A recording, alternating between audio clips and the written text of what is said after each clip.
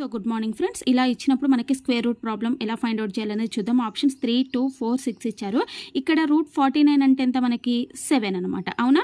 So 7ని 29కి add చేశారనుకోండి, అప్పుడు ఏమవుతుంది 36 అవుతుంది. అంటే ఇక్కడ వరకు √36 అవుతుంది. √36 అంటే ఎంత మనకి? √36 అంటే 6 కదా.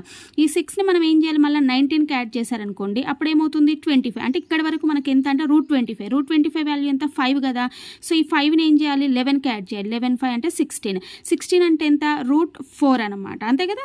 √15 ఇక్కడ వరకు 25 అంటే 15 16 అయితే √16 అంటే 4. సో 5 + 4 అంటే ఎంత మనకి? √9 అనమాట. సో √9 అంటే ఎంత? 3 అనేది ఆన్సర్. సో ఏముంది చూడండి. ఫస్ట్ ఏం లేదు, ఇక్కడ √49 ఉంది కదా. √49 అంటే మనకి ఎంత అంటే 7 అనమాట. ఈ 29ని 7ని యాడ్ చేశారనుకోండి, ఇక్కడ వరకు √36 వస్తుంది. √36 అంటే మనకి 6 కదా. ఈ 6ని ఏం చేయాలి? 19కి యాడ్ చేశారనుకోండి, √25 అవుతుంది. √25 అంటే ఎంత? 5 కదా. ఈ 5ని ఇక్కడ యాడ్ చేశారనుకోండి, √16 అవుతుంది.